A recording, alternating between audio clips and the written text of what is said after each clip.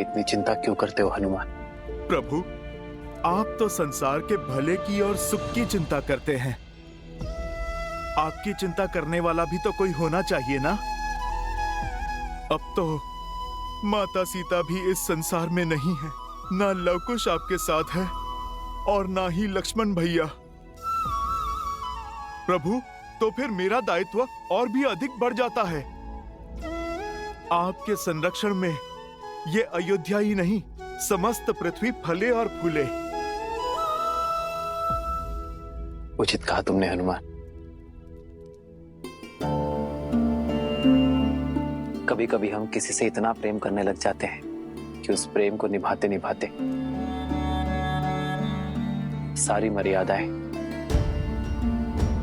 सभी नीतियों को अनदेखा कर देते हैं।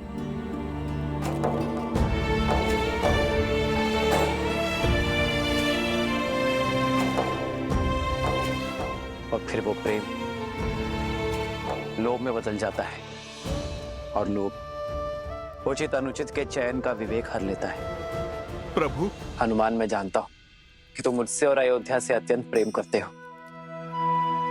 बल के साथ साथ बुद्धि और विवेक के भी स्वामी हो, और इसलिए मैं आशा करता हूं हनुमान कि तुम अपने चयन में विवेक का प्रयोग अवश्य करोगे, लोभ में पड़कर प्रश्न नहीं करोगे। आप तो मेरे स्वामी, माता पिता सब हैं, और पिता से प्रश्न नहीं पूछा जाता, बस आज्ञा ली जाती है। आप मुझे बताइए प्रभु कि आप क्या कहना चाहते हैं। हनुमान, मैं चाहता हूं कि तुम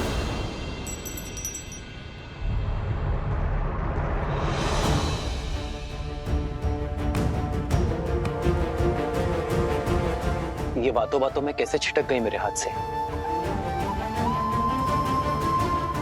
ये मुद्रिका स्मरण है हनुमान, ये मुद्रिका सीता की स्मृति है, वो अंतिम प्रतीक जो इस गर्त में चली गई। प्रभु, आप चिंतित ना हो, मैं बस अभी इस मुद्रिका को ढूंढ कर लाता हूं। रहने दो हनुमान, ये इतनी छोटी सी दरार है, ना जाने भूमि में कितनी गहरी गई होगी। तुम्हें मुद्रिका ढूंढने में कष्ट होगा। प्रभु, ये मुद्रिका आपका संतोष है और मेरी माता का स्मृति चिन्ह है। जो वस्तु आपसे और माता सीता से जुड़ी हो, वो हर वस्तु इस हनुमान के प्राणों से भी अधिक मूल्यवान है। प्रभु, मैं अपने माता पिता को जोड़ने वाली रेखा को भला अधूरा कैसे छोड़ दूं? ये मुद्रिका धरा में चाहे जहां हो या अंतरिक्ष के किसी भी कोने में क्यों ना हो, मैं उस मुद्रिका को खोजकर आपको सौंपूंगा। जय सिया राम।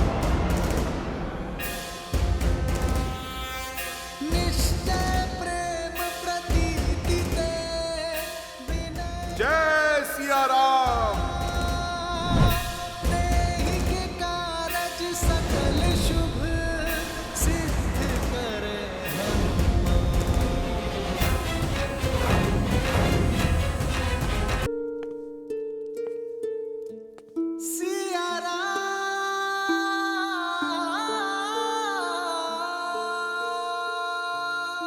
मुझे क्षमा कर देना सीते, राम ने कभी छल नहीं किया, किसी शत्रु को भटकाकर कभी प्रहार नहीं किया, किसी के साथ कोई खेल नहीं खेला, किंतु आज अपने ही प्रिय भक्त के साथ, जिसे मैं भरत के समान भाई मानता हूं, उस हनुमान के साथ ये खेल खेलना पड़ा मुझे, ताकि उसे अपने से पृथक कर सकूं।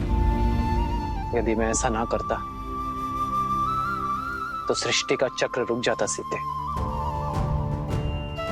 आशा करता हूं सीते कि लौटकर मेरे हनुमान को जब इस खेल का सत्य ज्ञात हो, तब वो मेरा मंतव्य और मेरे भावनाओं की शुद्धता को समझ सके, उस बड़े लक्ष्य को समझ सके जिसके लिए मैंने ये कदम आगे बढ़ाए।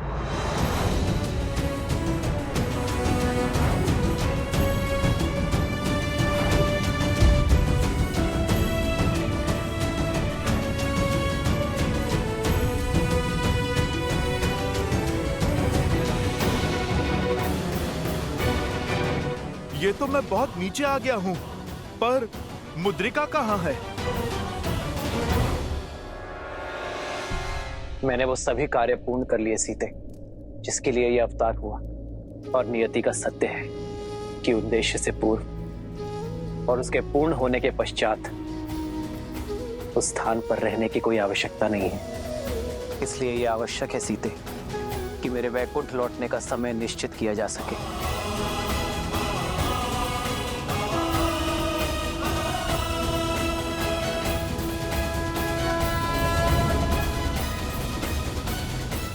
सत्य कहा नारायण ने।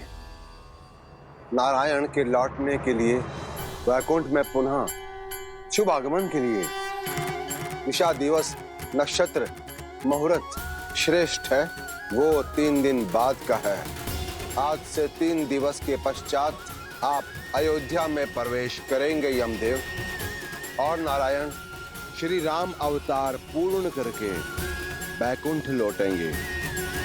योजना तो अच्छी है ब्रह्मदेव, परंतु यदि हनुमान 3 दिन से पहले पाताल लोक से श्री राम की मुद्रिका लेके अयोध्या पहुंच गए तो हर मंगल मुहूर्त अमंगल हो सकता है।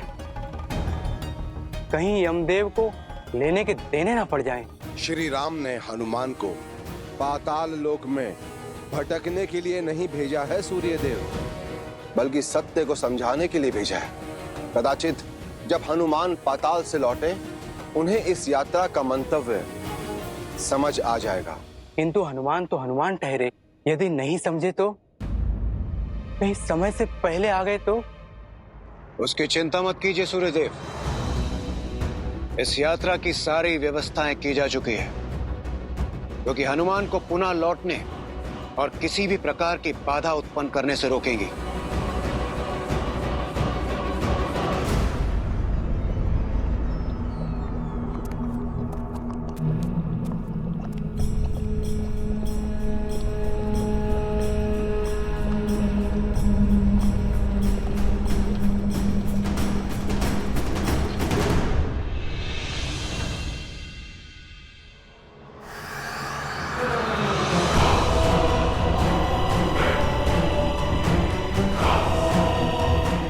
हमें तो भोजन मिल गया।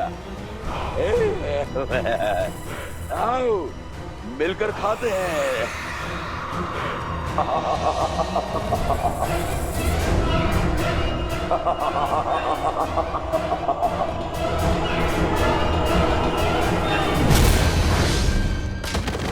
जय महावीर हनुमान।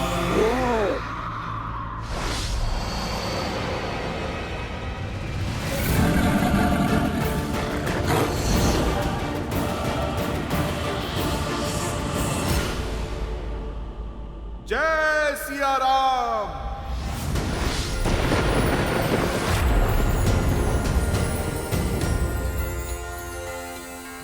आक्रमण सामने से हो या फिर पीछे से, हनुमान सतर्क है।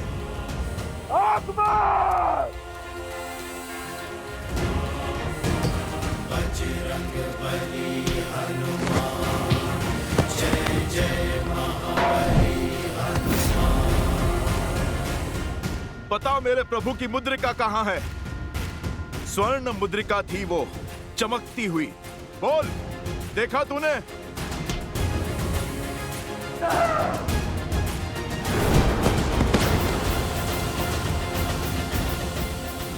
जब मार से डरते हो तो फिर प्रहार क्यों करते हो मूर्ख?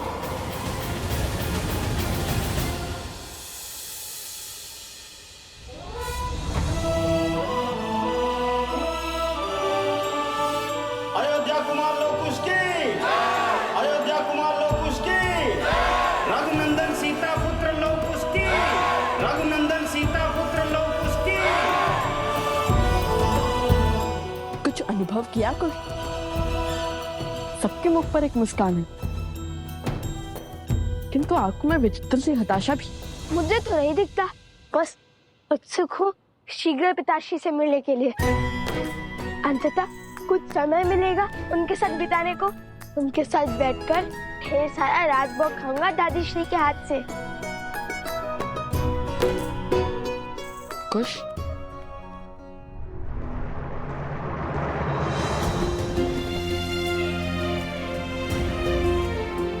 मेरे दोनों भतीजे यहाँ पे पहुंच चुके हैं। शीघ्र ही मेरी भाभी माँ भी अवश्य लौटेंगी।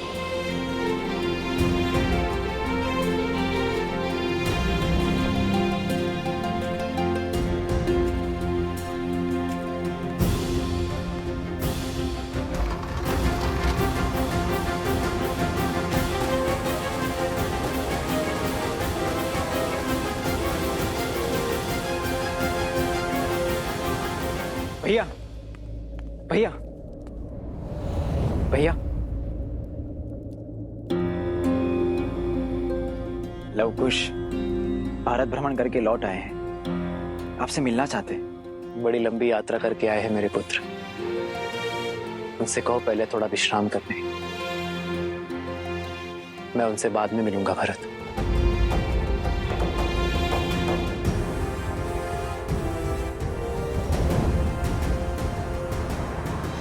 काकाश्री,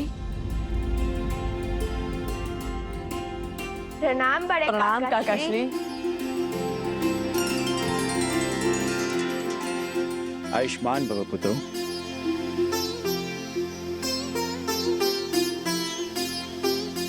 और पिताश्री? भैया शीघ्र तुम दोनों से मिलेंगे। लंबी यात्रा करके आए हो, थोड़ा विश्राम कर लो, अपनी थकान मिटा लो। मैंने तुम दोनों के लिए स्वादिष्ट व्यंजनों की व्यवस्था करवाई है।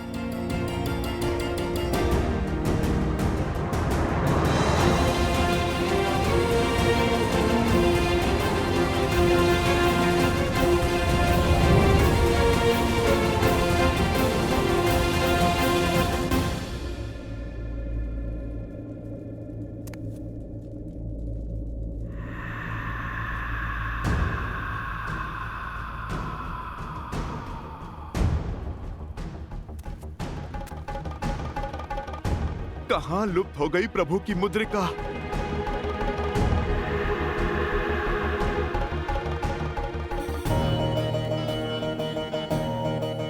ये वीणा की ध्वनि?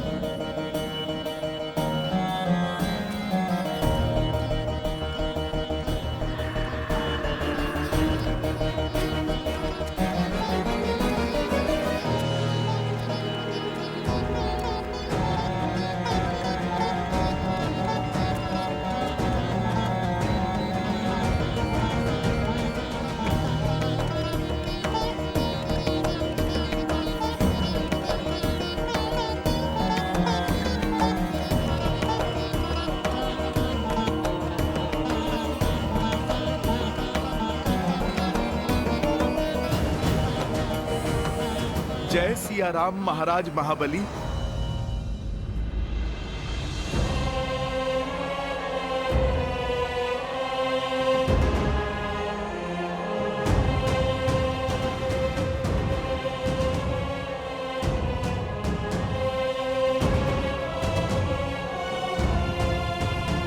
बहुत सुना था आपके विलक्षण वीणा वादन के बारे में। आज मुझे सुनने का भी सौभाग्य मिला। मेरी अनुमति के बिना मेरे राज्य में प्रवेश किया है तुमने। परिचय दो अपना। महाबली, मेरा परिचय तो आपने सुना ही होगा। धर्म के स्थापक प्रभु श्री राम का सेवक, उनका दास हनुमान हूं मैं। नियति संकट में है महाबली। जितना हो सके तुम्हें उतना समय व्यतीत करवाना होगा। ये मेरा सौभाग्य है कि आज स्वयं वीर बजरंग बली हनुमान मेरे लोक में पधारे हैं। ये तो विशेष दिन है। आपकी संगीत साधना में बाधा डालने के लिए मैं क्षमा चाहता हूं महाराज, किंतु एक आवश्यक कार्य आन पड़ा है। सबका संकट हरने वाले संकट मोचन हनुमान को आज मेरी आवश्यकता आ पड़ी। ये कैसे हो सकता है? आप सच में हनुमान ही है ना? कभी कभी सूर्य के आकाश में प्रज्वलित होते हुए भी धरती पर अंधेरा छा जाता है जब राहु उन पर ग्रहण लगाता है। बस आप समझ लीजिए, मैं भी उसी भांति एक दुविधा में फंसा हूँ। क्या है कि एक स्वर्ण मुद्रिका यहाँ कदाचित आपके लोक में आ गई है, जो मेरे प्रभु की और माता सीता की अंतिम स्मृति चिन्ह है। आप कृपा करके उसे ढूंढने में मेरी सहायता कर दीजिए। आदेश करे ब्रह्मदेव। नियति संकट में है महाबली, जिसके हल में तुम्हारी सहायता चाहिए। शीघ्र ही हनुमान कुछ ढूंढते हुए तुम्हारे लोग आएंगे। जितना हो सके तुम्हें उतना समय व्यतीत करवाना होगा, क्योंकि समय ही एक ऐसा तत्व है जो कठिन से कठिन परीक्षा ले सकता है। तुम्हें हनुमान को पाताल लोक में उलझाए रखना होगा, और हां, इस प्रकार कि उन्हें तनिक भी संदेह ना हो। महाबली, आप कहां खो गए? आप कुछ बताइए ना, क्या आप जानते हैं उस मुद्रिका के विषय में? युग भर पहले एक भूल हुई थी मुझसे। एक अपात्र को सहायता का वचन दिया था मैंने, और बदले में उसने मुझसे तीनों लोग छीन लिए। अर्थात आप मेरी सहायता नहीं करेंगे? सहायता अवश्य करूंगा,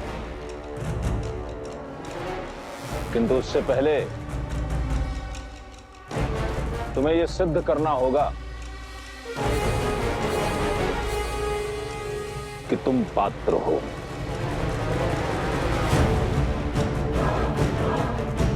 भैया, हम इतने माह पश्चात बाद लौटे हैं और पिताश्री ने हमारा स्वागत नहीं किया। क्यों बाद में मिलना चाहते हैं वो?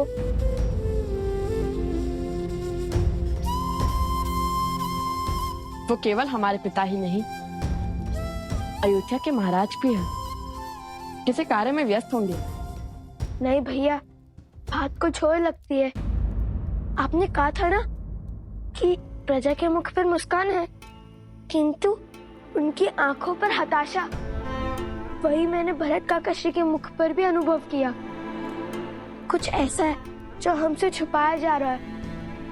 यदि हमारे आने का संदेश पिताश्री तक जा सकता है, तो हम क्यों नहीं जा सकते पिताश्री के पास?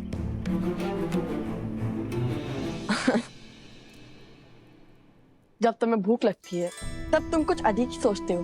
चलो दादीश्री से मिल लेते हैं। रात भोग तुम्हारी प्रतीक्षा कर रहा होगा।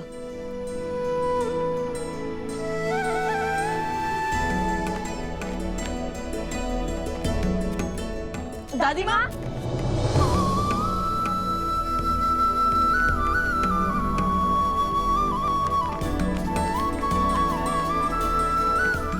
हम लौट आए दादी माँ।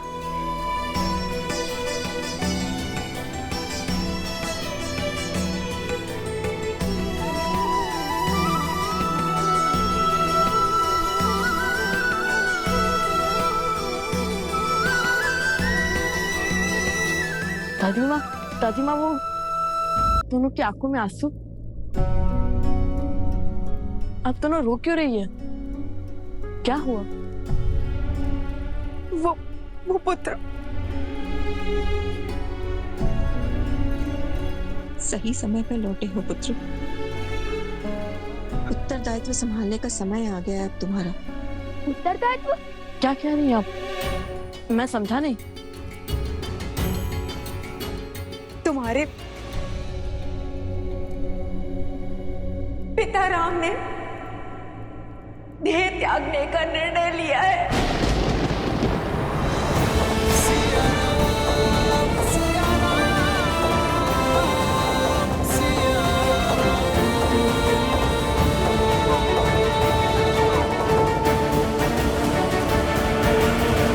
त्यागने का निर्णय लिया है।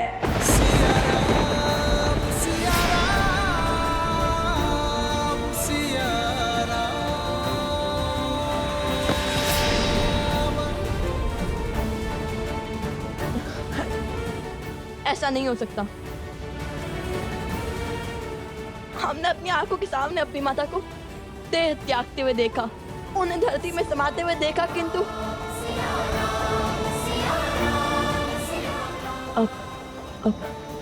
अब हम अपने पिता को जाने नहीं देंगे।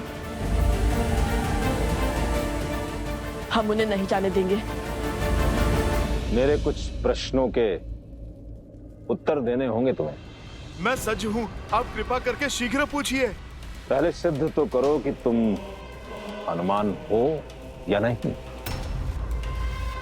अर्थात? कहा ना कि एक बार मैं चला गया हूं हनुमान। वामन के भेष में स्वयं नारायण मेरे समक्ष आए थे।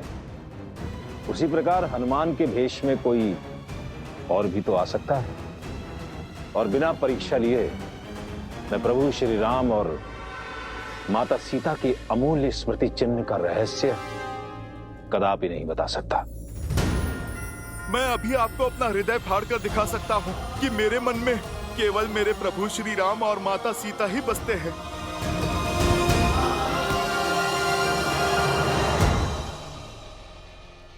ये तो कोई मायावी भी कर सकता है। हो सकता है तुम वही हो, कोई अन्य साक्ष्य देना होगा।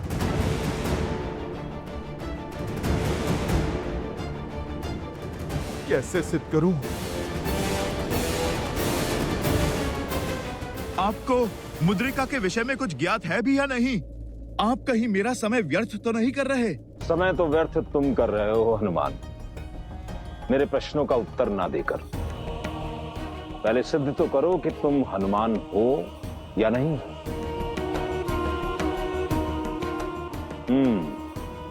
मिल गया उपाय। तो शीघ्र बताइए।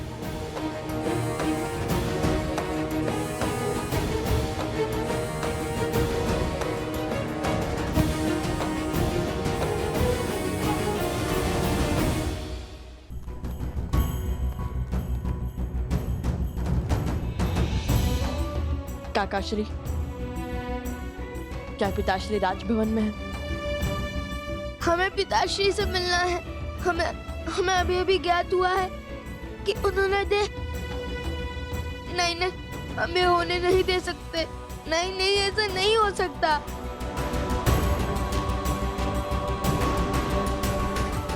ऐसा होने कौन देना चाहता है पुत्रों? कोई भी तो नहीं। कैसे बताऊं मैं कि मैंने स्वयं को किस प्रकार संभाला है। भाई अचानक सब कुछ दान कर देने का निर्णय। नियति कहती है भरत कि जिस दिन कुछ दान ना दिया जाए वो दिन नहीं है भरत। आप सत्य में एक के बाद एक महान उदाहरण प्रस्तुत कर रहे हैं भैया। जैसे आर्यवर्त के सारे ऋषि उपस्थित हैं और अपने गुरुओं को समर्पण के बाद जो आपके पास शेष है उससे तुम्हारे प्रेम और स्नेह के अतिरिक्त कुछ नहीं है जो मेरा है भरत। क्या लेकर जा सकता हूं मैं स्मृति, प्रेम और स्नेह के अतिरिक्त? श्री रामचंद्र कृपालु भजु मन हरण भव भय दारुणम नव कंज लोचन कंज मुख कर कंज पद कंजारुणम कंदर्प अगणित अमित छवि नव नीला नीरज सुंदरम श्री राम राम राम श्री राम। रघुकुल की ओर से राम का नमन स्वीकार करे ऋषिवर। मैं दशरथ पुत्र राम आप सभी का आभारी हूं कि आपने मेरी इस यात्रा में मेरा साथ दिया, मेरा मार्गदर्शन किया। यह आप ही का तप, त्याग और आशीर्वाद है जिसके कारण यह आर्य भूमि आज राक्षसों के आतंक से मुक्त हुई। यह आप ही के ज्ञान का प्रताप है जिससे आज राम राज्य में हर ओर आनंद है, संतोष है, लोग निरोग हैं, छल से रहित है। आप सबका ये ऋण मैं और रघुकुल कभी नहीं चुका सकते और इसलिए आभार स्वरूप मैं वो सारी धन संपत्ति आपको भेंट करना चाहता हूं जिसका मैंने आज तक संरक्षण किया है। मैंने अपने सभी लक्ष्य, सभी उद्देश्यों को पूर्ण कर लिया है और नियति की मांग है कि अब ये उत्तरदायित्व आने वाली पीढ़ी संभाले। और इसलिए आज मैं अपनी अंतिम यात्रा की घोषणा करता हूं।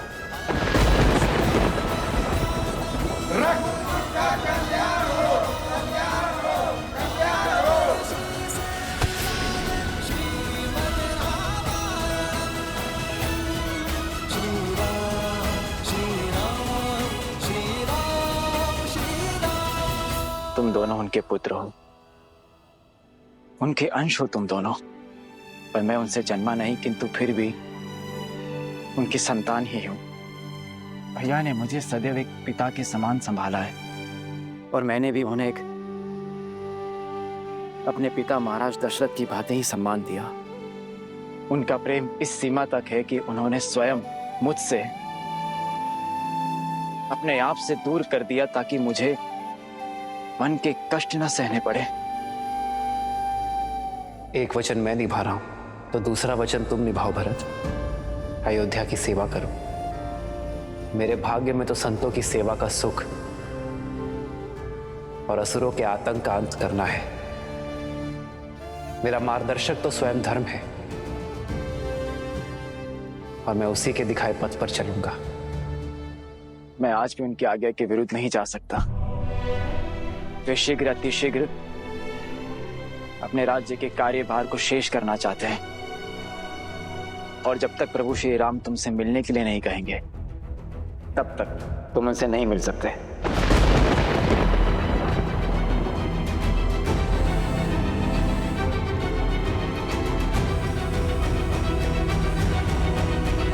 फिर वो जब तक हमें स्वयं नहीं बुला लेते तब तक मैं यही खड़ा रहूंगा। लव, समझाओ इसे कि हट ना करे।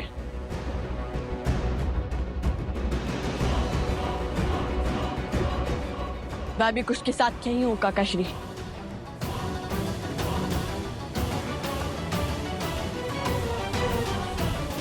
बोलिए महाबली, क्या उपाय है? तुमने हमारा वीणा वादन सुना, मुझे देख पहचान भी लिया, अर्थात तुम भी तो संगीत के अद्भुत ज्ञाता हो। मैं जितने राग बजाऊंगा तुम्हें उनका नाम बताना होगा। यदि तुम वही हनुमान हो जिसे साक्षात सूर्य ने शिक्षा दी है, तो पहचान ही लोगे। ठीक है, मुझे स्वीकार है। आप बजाइए।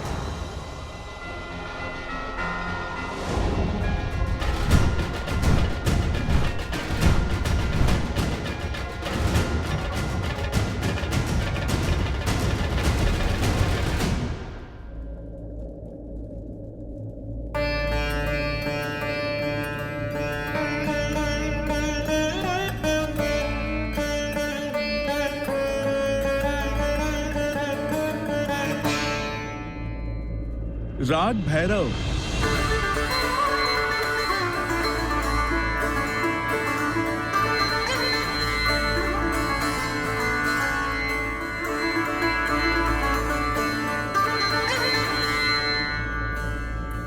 राग मेघ।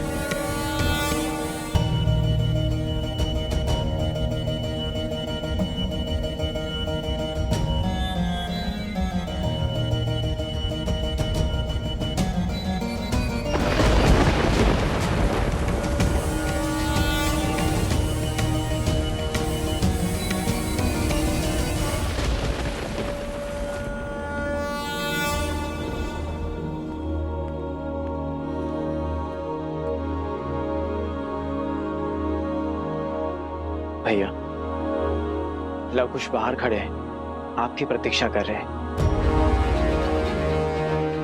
अपनी हट पे अड़े हुए बालक, जब तक आप नहीं मिलेंगे तब तक वैसे ही तेज वर्षा में भूखे प्यासे खड़े रहेंगे।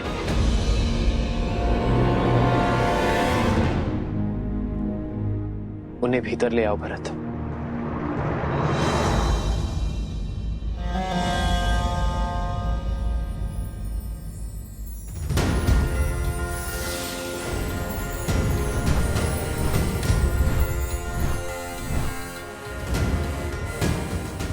मैंने हर राग का नाम बता दिया।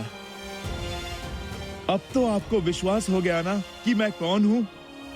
तुम्हारी भक्ति और निष्ठा श्री राम के प्रति अतुलनीय है हनुमान। उस पर किंचित मात्र संदेह नहीं किया जा सकता। मैं तो बस जाओ, मुद्रिका वहां उस ओर है।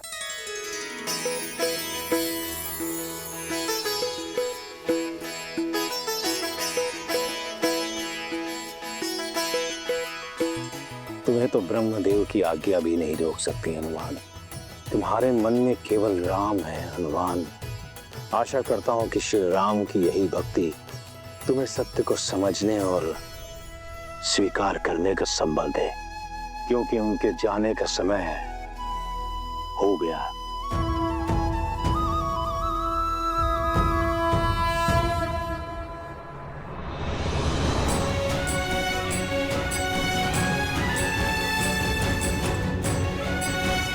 आओ पुत्र।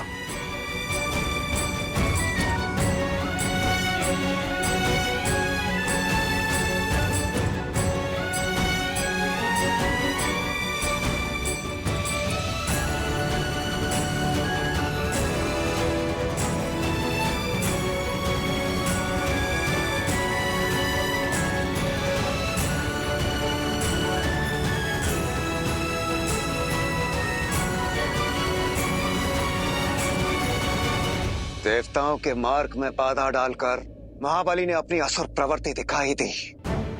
अरे इतनी शीघ्र हनुमान को मुद्रा का मार्ग बताने की आवश्यकता क्या थी? वो थोड़ा और विलंब कर सकते थे क्या? कुछ समय के लिए रोक नहीं सकते थे वो? जो हर परीक्षा में खरा उतरे उसे अधिक समय तक रोकना ठीक नहीं। यदि इतनी परीक्षा के बाद भी हनुमान को यदि सत्य न बताया गया होता तो महाबली के लिए संकट जन्म ले सकता था। फिर भी उन्होंने बहुत समय तक हनुमान को रोके रखा। किंतु ब्रह्मदेव, चिंतित क्यों होते हो देवराज? पाताल लोक में केवल महाबली ही तो नहीं है जो हनुमान को विलंब कराएं।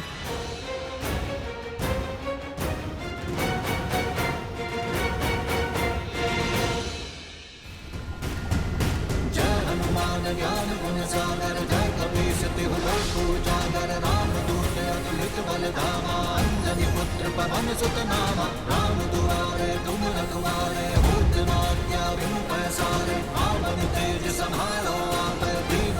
जय सिया राम।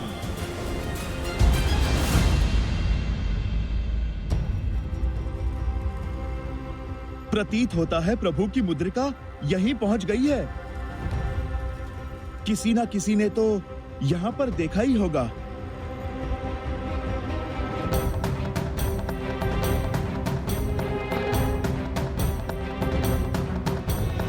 नागदलपति, कोई आ रहा है। लगता है फिर से असुर आ रहे हैं, सावधान रहो।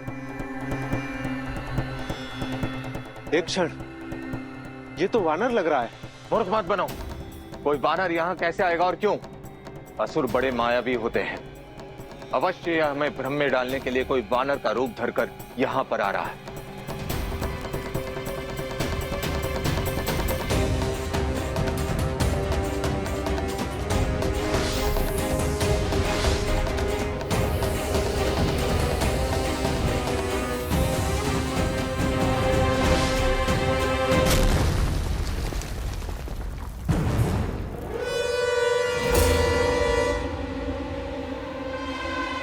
ये तो सत्य में कोई मायावी है।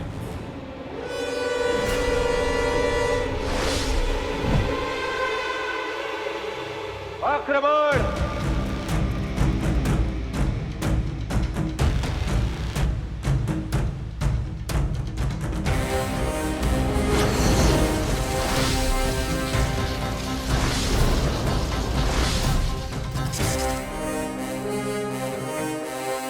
अरे मेरी बात तो सुनो। रुको बंधु मित्र नाग, अरे रुको।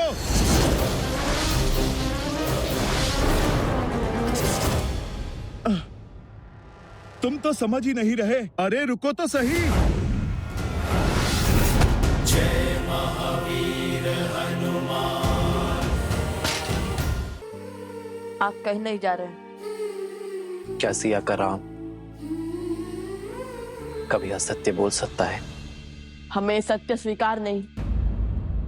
स्वीकारना होगा पुत्र। नियति के चक्र से कोई नहीं बच सकता। नियति होती है सृष्टि के उत्थान के लिए। जब पूरी सृष्टि आपके मार्गदर्शन की अपेक्षा करती है, तब नियति आपको कैसे?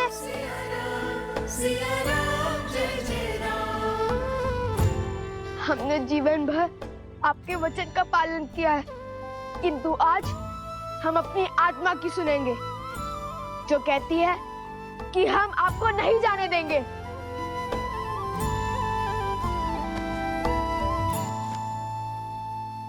नियति बहता जल है पुत्र,